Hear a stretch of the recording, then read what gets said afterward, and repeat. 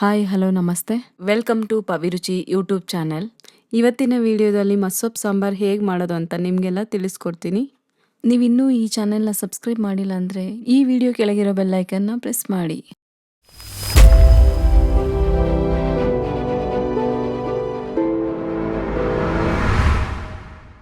ನಾನಿಲ್ಲಿ ಈ ಸಾಂಬಾರಿಗೆ 5ರಿಂದ 6 ಟೊಮೊಟೊ ತೊಗೊಂಡಿದ್ದೀನಿ, 2 ಈರುಳ್ಳಿ ತೊಗೊಂಡಿದ್ದೀನಿ, 15ರಿಂದ 20 ಮೆಣಸಿನ್ಕಾಯಿ, 1 ಬೆಳ್ಳುಳ್ಳಿ ಬಿಡಿಸಿಟ್ಕೊಂಡಿದ್ದೀನಿ.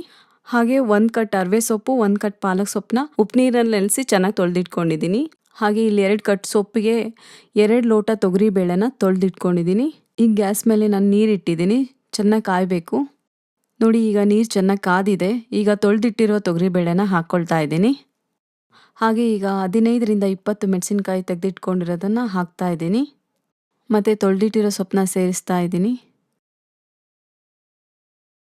ಆಮೇಲೆ ಈರುಳ್ಳಿನ ಆ್ಯಡ್ ಮಾಡ್ಕೊಳ್ತಾ ಇದ್ದೀನಿ.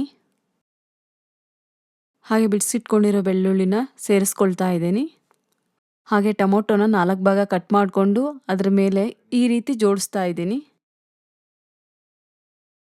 ಸೊಪ್ಪು ಮತ್ತು ಟೊಮೊಟೊ ಈರುಳ್ಳಿ ಎಲ್ಲ ಉಪ್ಪು ಹಿಡಿಯೋದಕ್ಕೆ 2 ಚಮಚಷ್ಟು ಉಪ್ಪನ್ನ ಹಾಕ್ತಾ ಇದ್ದೀನಿ. ಈಗ ಕುಕ್ಕರ್ ಲಿಡ್ನ ಮುಚ್ಚಿ 3ರಿಂದ 4 ವಿಷಲ್ ಬರೋವರೆಗೂ ಕೂಗಿಸಿ. ಈಗ ಇನ್ನೊಂದು ಕಡೆ ಒಗ್ಗರಣೆಗೆ ರೆಡಿ ಮಾಡ್ಕೊಳ್ಳೋಣ. 6 ಒಣಮೆಣಸಿನ್ಕಾಯಿ ಮುರಿದಿಟ್ಕೊಂಡಿದ್ದೀನಿ. ಇಲ್ಲಿ ಒಗ್ಗರಣೆಗೆ ಸಪ್ರೇಟಾಗಿ 1 ಈರುಳ್ಳಿನ ಕಟ್ ಮಾಡಿ ಇಟ್ಕೊಂಡಿದ್ದೀನಿ, 1 ಬೆಳ್ಳುಳ್ಳಿನ ಬಿಡಿಸಿಟ್ಕೊಂಡಿದ್ದೀನಿ. ನೋಡಿ, ಈಗ ಬೇಳೆ, ಸೊಪ್ಪು, ಟೊಮೊಟೊ ಎಲ್ಲ ಚೆನ್ನಾಗಿ ಬೆಂದಿದೆ. ಈಗ ಮಸಿಯೋದಕ್ಕೋಸ್ಕರ ಬೆಂದಿರೋ ಸೊಪ್ಪು ಮತ್ತು ಬೆಂದಿರೋ ಟೊಮೊಟೊನ ಬೇರೆ ಪಾತ್ರೆಗೆ ಹಾಕೊಳ್ತಾ ಇದ್ದೀನಿ. ಈಗ ಮಸಿಯೋದಕ್ಕೋಸ್ಕರ ಪಾತ್ರೆಯಲ್ಲೆಲ್ಲ ರೆಡಿ ಮಾಡಿಟ್ಕೊಂಡಿದ್ದೀನಿ. ಈಗ ನೋಡಿ, ಬೇಳೆ ಕೂಡ ಸಪ್ರೇಟಾಗಿದೆ. ಈಗ ಬೆಂದಿರೋ ಸೊಪ್ಪು ಮತ್ತು ಟೊಮೊಟೊನ ಮಸ್ಕೊಳ್ತಾ ಇದ್ದೀನಿ. ನೋಡಿ, ಹೀಗೆ ಚೆನ್ನಾಗಿ ಮಸ್ಕೋಬೇಕು. ಹಾಗೆ ಕುಕ್ಕರಲ್ಲಿರೋ ಬೇಳೆ ಕೂಡ ನಾನು ಆ್ಯಡ್ ಮಾಡಿಕೊಂಡು ಮಸಿತಾ ಇದ್ದೀನಿ. ನೋಡಿ, ಹೀಗೆ ಚೆನ್ನಾಗಿ ಮಸ್ಕೋಬೇಕು. ಹಾಗೆ ಮಸ್ತಿರೋ ಮಸ್ಸೊಪ್ಪನ್ನ ಒಲೆ ಮೇಲೆ ಇಟ್ಟಿದ್ದೀನಿ. ಚೆನ್ನಾಗಿ ಕುದಿಸ್ಬೇಕು, ಕುದಿ ಬರೋವರೆಗೂ ಕಾಯಬೇಕು. ಅಷ್ಟೊತ್ತಿಗೆ ನಾವು ಒಗ್ಗರಣೆನ ರೆಡಿ ಮಾಡ್ಕೊಳ್ಳೋಣ. ಒಂದು ಬಾಣಲಿಯಲ್ಲಿ 3 ಚಮಚದಷ್ಟು ಎಣ್ಣೆನ ತೊಗೊಂಡಿದ್ದೀನಿ. 1 ಚಮಚ ಸಾಸಿವೆ ಹಾಕ್ಕೊಂಡಿದ್ದೀನಿ. ಸಾಸಿವೆ ಸಿಡಿದ ಮೇಲೆ ಜೀರಿಗೆನ ಹಾಕ್ಕೋಬೇಕು. ತಕ್ಷಣ ಹಚ್ಚಿಟ್ಕೊಂಡಿರೋ 1 ಈರುಳ್ಳಿನ ಹಾಕ್ಕೊಳ್ತಿದ್ದೀನಿ. ಕರಿಬೇವು ಮತ್ತು ಬೆಳ್ಳುಳ್ಳಿನ ಸೇರಿಸ್ಕೊಳ್ತಾ ಇದ್ದೀನಿ. ಹಾಗೆ ಒಣಮೆಣಸಿನ್ಕಾಯಿ.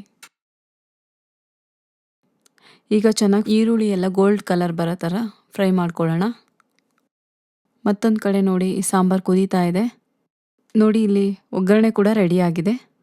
ಈಗ ಒಗ್ಗರಣೆಗೆ 2 ಸ್ಪೂನು ಸಾಂಬಾರು ಪುಡಿ ಆ್ಯಡ್ ಮಾಡ್ಕೊಳ್ತಾ ಇದ್ದೀನಿ. ಮತ್ತು ಅರ್ಧ ಸ್ಪೂನಷ್ಟು ಅರಿಶಿನ ಆ್ಯಡ್ ಮಾಡ್ಕೊಳ್ತಿದ್ದೀನಿ. ಹಾಗೆ ಒಗ್ಗರಣೆನ ಚೆನ್ನಾಗಿ ಕಲಿಸ್ಕೊಳ್ಳೋಣ. ನೋಡಿ, ಒಗ್ಗರಣೆ ರೆಡಿಯಾಗಿದೆ. ಸಾಂಬಾರು ಕೂಡ ಚೆನ್ನಾಗಿ ಕುದಿ ಬರ್ತಾ ಇದೆ.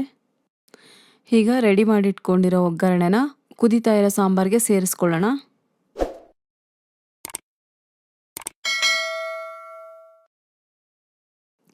ಒಗ್ಗರಣೆ ಹಾಕಿದ ನಂತರ ಈ ರೀತಿ ಚೆನ್ನಾಗಿ ಸಾಂಬಾರನ್ನ ಕಲಿಸ್ಬೇಕು. ನೊರೆ ಹೋಗೋವರೆಗೂ ಸಾಂಬಾರನ್ನ ಕುದಿಸ್ಬೇಕು. ಈಗ ಅರವೆ ಸೊಪ್ಪು ಮತ್ತು ಪಾಲಕ್ ಸೊಪ್ಪು ಹಾಕಿ ಮಾಡಿದ ಮಸ್ಸೊಪ್ಪು ರೆಡಿಯಾಗಿದೆ. ಮುಂದಿನ ವಿಡಿಯೋದಲ್ಲಿ ಹೊಸ ರೆಸಿಪಿಯೊಂದಿಗೆ ನಿಮ್ಮ ಮುಂದೆ ಬರ್ತೀನಿ.